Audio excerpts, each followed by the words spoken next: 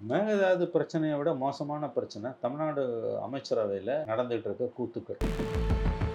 இந்த கவர்மெண்ட் வந்ததுலேருந்து இந்த 70 நாளாக இருக்கக்கூடிய ஒரு கன்சிஸ்டண்ட்டான ஒரு டெண்டன்சி என்னன்னா, எந்த செய்தியையும் நேரடியாக மக்களுக்கு அறிவிக்கிறது கிடையாது. 2 ஜூனியர் மினிஸ்டர்ஸ் 2 கான்ஃப்ளிக்டிங் ஸ்டேட்மெண்ட்ஸ் கொடுக்குறாங்க. கவர்மெண்ட்டோட ஸ்டாண்ட் என்ன? எந்த தகவலும் இந்த கவர்மெண்ட் கிட்ட இருந்து மீடியாவுக்கும் மக்களுக்கும் வரதே இல்லைங்க. மாறாக கசிவிட தானங்க படுது. அது என்ன பிரச்சனைன்னு தாவேக்கால யாருக்காவது தெரியுமா? இப்படி வாய் புளிச்சு மாங்காய் புளிச்சு நியூஸை கழிப்பு விடுறீங்களா? அதோட பாரதூரமான விளைவுகள் உங்களுக்கு தெரியுமா? முதல்வர் அவர்கள் அங்க போய் பேச்சுவார்த்தை நடத்தினா சட்ட ரீதியா பின்னடைவுன்றாங்களே, அது எந்த அளவுக்கு உண்மை சார்? அது ரொம்ப இடியாப்ப சிக்கலுங்க. ட்ரைபியூனல் ஆர்டர்ஸையும் அவன் இம்ப்ளிமெண்ட் பண்ணலை, சுப்ரீம் கோர்ட் ஆர்டரையும் அவன் இம்ப்ளிமெண்ட் பண்ணலை. பேசி மட்டும் அதை கிழிக்க போகிறேன்றாங்க. பேச்சுவார்த்தை என்பது தமிழ்நாட்டில் திமுக அண்ணா திமுக 2 பேருமே 100% கைவிட்ட ஒரு ஆட்டிடியூடு. அனுபவம் இல்லாத ஒரு முதலமைச்சர், அனுபவம் இல்லாத அமைச்சர்கள், எப்படியாவது கவிழ்க்க துடுக்கிற எதிர்கட்சிகள், அதற்கு உறுதுணையாக மறைமுகமாக செயல்பட்டு கொண்டிருக்கக்கூடிய அதிகார வர்க்கத்தின் ஒரு பிரிவு, இதெல்லாம் வச்சு பார்க்கும்போது நிச்சயமாக is on a tight rope. பாருங்க, திமுக காரன் திட்டுறதால ஒரு பிரயோஜனம், திமுக தோத்து வீட்டுக்கு போயிடுச்சு. ஒரு மாநிலத்தோட ஜீவாதார பிரச்சனை, ஒரு முயற்சி உங்க தரப்புல இருந்து எடுக்கப்படுதுன்னா அது குறித்த அதிகாரப்பூர்வ தகவலை சொல்லாம மாறி மாறி மந்திரிங்க ஏன் பேசுறாங்க? விளையாடுறீங்களா? ஆழம் பாக்குறீங்களா? இப்போ இவங்க நிர்வாகத்தை முதல்ல சீர்படுத்துங்க சார். இப்போ ஆட்சியில் இருக்கிறது திமுக கிடையாது, தாவேகா. நீங்க என்ன செய்ய போறீங்க? அதுக்கு பதில் சொல்லுங்க. திமுக விமர்சிக்கிறது அப்புறம் இருக்கட்டும்.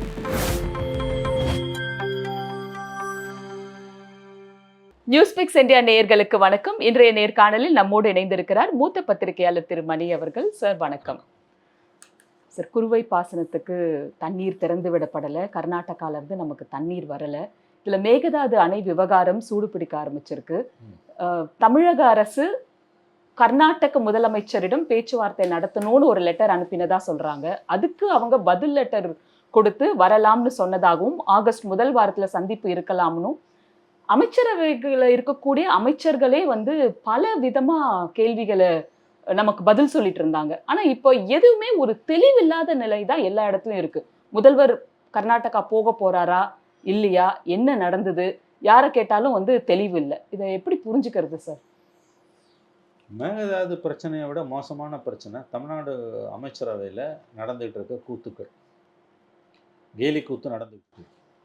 இது ரொம்ப சீரியஸான ஒரு இஷ்யூ. எது? மேகதாது இஷ்யூ, காவேரி பிரச்சனை. மேகதாது இல்லை, காவேரி பிரச்சனைக்காக பேசுறதுக்கு அவர் போகிறாரு. 3ஆம் தேதி பெங்களூர் போய் கர்நாடக முதலமைச்சரை சந்திக்க போகிறாருன்னு ஒரு மந்திரி சொல்கிறார். அது யார் அந்த மந்திரி? ரமேஷா யாரோ ஒரு மந்திரி சொல்கிறார். ரமேஷ் இல்லை சார், வினோத்தா, வேளாண் துறை வினோத் சொல்கிறார். இன்னொரு மந்திரி என்ன சொல்கிறாரு, அவர் பேர் எனக்கு மறந்து போச்சு. அப்படிலாம் எதுவுமே இல்லைன்றார். சரி, இவர் வினோத் அவர்களே திரும்ப மேலிடம் முடிவெடுக்கும் அப்படின்னு முதல்ல சொன்னேன், பின்வாங்கிட்டாரு. ஏன் சார் முதல்ல சொன்னீங்க? முதல்ல ஏன் சார் சொன்னீங்க? இன்னொன்றுங்க, இவங்கெல்லாம் ஜூனியர் மினிஸ்டர்ஸ், இவங்கெல்லாம் மந்திரின்றதே ரொம்ப பேருக்கு தெரியாது. மக்களுக்கு தெரிஞ்ச மந்திரிங்க யார்? விஜய் தெரியும், ஆதவர்ஜனா தெரியும், புஷ் தெரியும், ராஜ்மோகன் தெரியும், அருண்ராஜ் தெரியும், கீர்த்தனாவை தெரியும். வேறு எந்த மந்திரியும் மக்களுக்கு தெரியும்? முதல்ல போகணுன்ற முடிவு எடுத்தது யார்? நீங்களாக கூப்பிட்டீங்களா, அவங்க பேச கூப்பிட்டாங்களா? 2 மந்திரி 2 கருத்து சொல்கிறாங்க. ஒரு மந்திரி சொல்கிறாரு, மந்திரிங்க பேர் கூட மனசில் பதிய மாட்டேங்குது. இதுதான் கொடுமை. ஏன்னு கேட்டிங்கன்னா, இவங்க ஜெயிச்சதை நம்மளை அறியாமலே கூட மனசு முழுசும் ஏற்றுக்க மறுக்குது என்னமோ, நான் உட்பட ஆச்சரியமாக இருக்குது. அது மேபி அது ஒரு காரணமாக இருக்கலாம், அது கூட ஒரு காரணமாக இருக்கலாம். பதியல மந்திரிங்க பேர் மனசில். ஒரு மந்திரி சொல்கிறாரு 3ஆம் தேதி போய் பெங்களூரில் சிஎம் பேச போகிறாரு அப்படி. இன்னொரு மந்திரி அப்படி எதுவும் இல்லைன்றார். அப்புறம் இன்னொரு மந்திரி அதே அந்த 2ல் ஒரு மந்திரி சொல்கிறாரு இன்னும் முடிவு எடுக்கலன்றார். யார் இதெல்லாம் கசிய விடுறது யார்? இந்த கவர்மெண்ட் வந்ததுலேருந்து இந்த 70 நாளாக இருக்கக்கூடிய ஒரு கன்சிஸ்டண்ட்டான ஒரு டெண்டன்சி என்னென்னா, எந்த செய்தியையும் நேரடியாக மக்களுக்கு அறிவிக்கிறது கிடையாது. ராதர் அவங்க என்ன பண்ணுறாங்க, மாற்றாக முதல்ல கசிய விடுறது. மெயின் ஸ்ட்ரீம் மீடியாவில் இருக்கக்கூடிய முக்கியமான ரிப்போர்ட்டர்ஸுக்கு Dinamalar, Times of India, Indian Express, Hindu, இந்த மாதிரியான பத்திரிகைகளுக்கு முதல்ல கசிய விடுறது, லீக் பண்ணுறது. லீக் பண்ணோன்னா அவங்க அதை போடுவாங்க.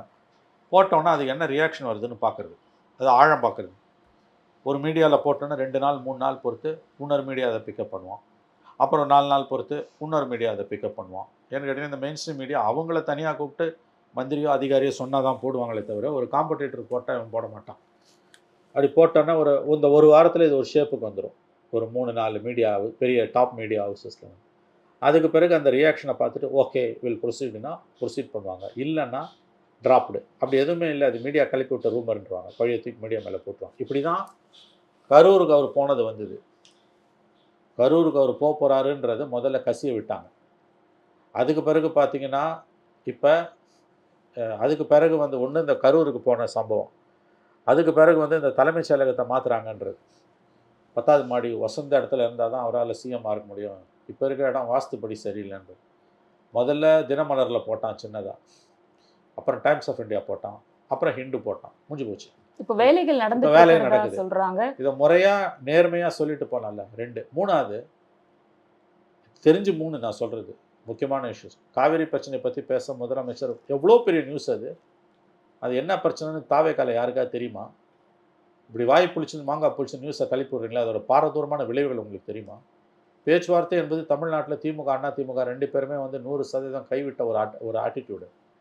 2013 ஜெயலலிதா சிஎம்மாக இருக்கும்போது பிரச்சனைக்கு பேச்சுவார்த்தைக்கு தீர்வுன்னு பிரச்சனையாகி கடைசியில் தண்ணியை திறந்து விட மாட்டேன்றான், ட்ரைபியூனல் ஆர்டரையும் இம்ப்ளிமெண்ட் பண்ண மாட்டேன்றான்னு சுப்ரீம் கோர்ட்டில் டைரக்ஷனுக்கு ஜெயலலிதா போனப்போ சுப்ரீம் கோர்ட் ஜெயலலிதா கொடுத்த டைரக்ஷன் நீங்கள் போய் பேச்சுவார்த்தை நடத்துக்கினாங்க.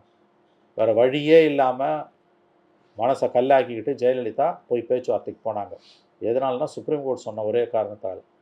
அதுக்கு முன்னாலேயும் பின்னாலேயும் எந்த சிஎம்மும் பேச்சுவார்த்தைக்கு போகிறதே கிடையாது. ஏன்னா நம்ம சார்பாக தான் ட்ரைபியூனல் அவார்டு இருக்குது, சுப்ரீம் கோர்ட் ஜட்ஜ்மெண்ட்ஸ் இருக்குது. எதுக்கு போய் பேசணும்? தப்பு பண்ணுறது கர்நாடகான்றது என்பது தான் ஜெயலலிதா, எடப்பாடி பழனிசாமி, மு.க. ஸ்டாலின் அவர்களுடைய கருத்து. இப்போ இவர் புதுசாக ஒரு ஸ்டாண்ட் எடுக்கிறார். நான் இதை தப்புன்னு சொல்லலை, நான் இன்னொரு பாயிண்ட்டை தெளிவுபடுத்துகிறேன். விஜய் பெங்களூர் போகிறது பேசுகிறதுன்றது என்னை பொறுத்த வரைக்கும் ஒரு சரியான அணுகுமுறை. ஏன்னா எல்லா தண்ணீர் தாவாக்களின் பிரச்சனைகளுமே இறுதி முடிவு அக்ராஸ் த டேபிள் தான் எட்டப்பட்டிருக்கு. ஜுடிஷியல் ஆர்டர்ஸ் மூலமாக எட்டப்படலை, ட்ரைபியூனல்ஸ் ஆர்டர் மூலமாக எட்டப்படலை.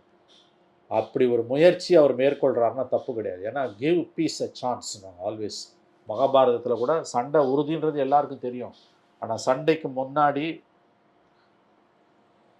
சமாதான தூதுவராக கிருஷ்ண பரமாத்மா போகிறார், துரியோதனனை பார்க்குறார். இந்திய இதிகாசங்களில் இருக்கிறத நான் சொல்கிறேன், அது வந்து உலகம் முழுவதுமே இருக்கக்கூடியது. Give peace a chance. 5 நகரம், 5 கிராமம், 5 வீடு கேட்டான், கொடுக்கலன்னு தான் சண்டை வந்து. அப்போ பேசுகிறதுல தப்பு கிடையாது. அதை முறையாக சொல்லிட்டு போங்களேன். எதுக்கு கசியை விட்டு ஆழம் பார்க்குறீங்க? இப்போ எல்லாரும் எதிர்க்கிறாங்க. யார்? ஸ்டாலினும் எதிர்க்கிறாரு, எடப்பாடியும் எதிர்க்கிறாரு, பாமகவும் எதிர்க்குது. அப்போ இது என்னை பொறுத்த வரைக்கும் there is a method in the madness. நீங்கள் பேசுகிறது தப்பு இல்லை. அந்த முயற்சி ஒருவேளை விஜய் தரப்புலேருந்து முயற்சி எடுக்கப்பட்டால் அது மகிழ்ச்சி. என்னை பொறுத்த வரைக்கும் அது ஒரு மாறுபட்ட அணுகுமுறை. Let us have a attempt, let us try. ஆனால் அதை வெளிப்படையாக சொல்லிட்டு போகலாமே. 2 ஜூனியர் மினிஸ்டர்ஸ் 2 கான்ஃப்ளிக்டிங் ஸ்டேட்மெண்ட்ஸ் கொடுக்குறாங்க. கவர்மெண்ட்டோட ஸ்டாண்ட் என்ன? எந்த தகவலும் இந்த கவர்மெண்ட்டுக்கிட்ட இருந்து மீடியாவுக்கும் மக்களுக்கும் வரதே இல்லைங்க. மாறாக கசி விட தானங்க படுது. அதுவும் ஜூனியர் மினிஸ்டர்ஸ் கிட்ட மூலமாக இது கசிய விடப்படுது. ஆகவே இந்த ஆட்டிடியூடு தான் தப்பு. பேசுறது தப்பு கிடையாது என்னை பொறுத்த வரைக்கும். பட் இதில் கவர்மெண்ட்டோட ஸ்டாண்ட் என்னன்னு நமக்கு தெரியல. முதலமைச்சர் அணுகுனா தானே கேட்க முடியும். முதலமைச்சர்கிட்ட போகிறவே முடியல. அங்கே மன் கி பாத் மோடி ரேடியோவில் பேசுகிற மாதிரி ஒரு மாதம் ஒரு தடவை எங்கேயாவது ஒரு பொதுக்கூட்டத்தில் பேசுவார். அதுக்கு முந்தின ஒரு 30 நாள் நடந்த சம்பவத்தில் எதுக்கெல்லாம் அவர் ரியாக்ட் பண்ணணும்னு நினைக்கிறாரோ அது ரியாக்ட் பண்ணுவார். பலத்துக்கு ரியாக்டே பண்ண மாட்டார். மந்திரிங்க வாயில் வந்து எல்லாம் பேசுகிறாங்க. முக்கியமான இஷ்யூவில் அரசாங்கத்தோட ஸ்டாண்டுன்னு நம்ம எதை புரிஞ்சுக்கிறது? ஆகவே போகிறாரா விஜய் பெங்களூருக்கு ஆகஸ்ட் 3ஆம் தேதி இல்லையான்றதே நமக்கு ஊர்ஜிதமாகவில்லை. இந்த ஆட்டிடியூட் நேரடியாக மக்களுக்கு தகவல்களை சொல்லாமல் கசியை விட்டு ஆழம் பார்க்குற இந்த ஆட்டிடியூட் ரொம்ப ரொம்ப அருவருப்பானது, அவலமானது. சரி, இப்போ எதிர்க்கட்சிகள் சொல்ற மாதிரி ஒருவேளை முதல்வர் அவர்கள் அங்கே போய் பேச்சுவார்த்தை நடத்தினா சட்ட ரீதியாக பின்னடைவுன்றாங்களே, அது எந்த அளவுக்கு உண்மை சார்? இல்லைங்க, அது ரொம்ப இடியாப்ப சிக்கலுங்க. தீர்ப்புகள் நமக்கு தெளிவாக இருக்குது. Tribunal orders and supreme court orders எல்லாமே நமக்கு தெளிவாக இருக்குது, நமக்கு சாதகமாக இருக்குது. அவன் தண்ணியை திறந்து விட மாட்டேன்றான். இப்போ நீ போய் பேசி ஒரு தீர்வு வந்ததுன்னா அதை ட்ரிபியூனலில் சொன்னதை விட குறைவாக கொடுக்குறான், நீ ஒத்துக்கிறேன்னா சிக்கல் வரும். ஏற்கனவே முடிஞ்சு போச்சுன்றாங்க எதிர்கட்சிகள். பட் ரிவர் ஷேரிங் இஷ்யூவில், வாட்டர் ஷேரிங்கில் வந்து எந்த கட்டத்தில் வேணால் பேச்சுவார்த்தை நடத்தலாம். பட் இது பேசிக்கலி இப்போ பொலிட்டிக்கல் இஷ்யூவை மாறினதால் விஜய் ஒரு பெரிய ரிஸ்க் எடுக்கிறார். அந்த ரிஸ்க் எடுக்கிறது சரியாக தப்பான்னு அவருக்கே தெரியல. Is no testing the waters. ஏன்னா அனுபவம் இல்லை. இது ஒரு ஹாட் பொட்டேட்டோ, இதை தொட்டால் கவுத்துருவாங்க கவர்மெண்ட்டே. ஆனால் பட் ஜெயலலிதாவும் கருணாநிதி மாதிரி தண்ணி குடிச்சாங்க அதில். அதனால் இதை பேசலாமா வேணாமான்ற டைலமாவில் அவர் இருக்கார். அதுக்கு முன்னால் நியூஸை கசிய விட்டானுங்க. இப்போ என்ன பண்ணுறதுன்னு தெரியல. சரி, இதே சட்ட சிவகுமார் ரீதியாக பின்னடைவு இருக்குமான்னு எதிர்க்கட்சிகள் சொல்கிறாங்கன்னு நீங்கள் சொல்றீங்க. மேபி இருக்கலாம், நான் அதை மறுக்கல. That's a problem. ஏன்னா எவ்வளவு ஆர்டர்ஸ் வந்தாலும், திரும்பவும் சொல்கிறேன், எவ்வளவு ட்ரைபியூனல் ஆர்டர்ஸ் வந்தாலும், எவ்வளோ சுப்ரீம் கோர்ட் ஆர்டர்ஸ் வந்தாலும், ட்ரைபியூனல் ஆர்டர்ஸை வந்து சுப்ரீம் கோர்ட்டுக்கு அப்பீலுக்கு போகலாம். அப்போ எதுக்கு ட்ரைபியூனல் டைரெக்டாக சுப்ரீம் கோர்ட்டே டீல் பண்ணிடலாமேலாம் வியூ பாயிண்ட்ஸ் உண்டு கடந்த காலங்களில். But still tribunals are there. Tribunal ஆக்ட்ஸே இருக்குது தனியாக. ட்ரைபியூனல் ஆர்டர்ஸையும் அவன் இம்ப்ளிமெண்ட் பண்ணலை. அதுக்கு பிறகு நம்ம சுப்ரீம் கோர்ட்டுக்கு போய் சுப்ரீம் கோர்ட் ஆர்டரையும் அவன் இம்ப்ளிமெண்ட் பண்ணலை. இப்போ பேசி மட்டும் நேற்று கிழிக்க போகிறேன்றாங்க. இது மேம்போக்காக பார்க்கும்போது ஓகே. பட் சில நேரங்களில் பேசி தீர்வு வந்திருக்குது. அப்படி வந்ததுன்னா ட்ரைபியூனல் ஆர்டருக்கும் சுப்ரீம் கோர்ட் ஆர்டருக்கும் எதிராக அதை விட கம்மியாக தண்ணி கிடைக்குதுன்னா, அதை இப்போதைக்கு வந்தால் போது நீங்கள் ஏற்றுக்கிட்டிங்கன்னா பிறகு நீங்கள் கேட்கும்போது கிடைக்காது. அதை தான் அவங்க பின்னடைவுன்றாங்க. ஓவராலாக அவங்களுடைய நியாயங்களை அடிச்சுடுறாங்க. இந்த பிரச்சனைக்கு ஜுடிஷியல் சொல்யூஷன் திரும்ப திரும்ப நாங்கள் கோர்ட்டுக்கு போய் தான் வாங்குவோன்றது தான் எதிர்க்கட்சிகள் திமுக அதிமுகவோட ஆட்டிடியூடாக இருக்குது.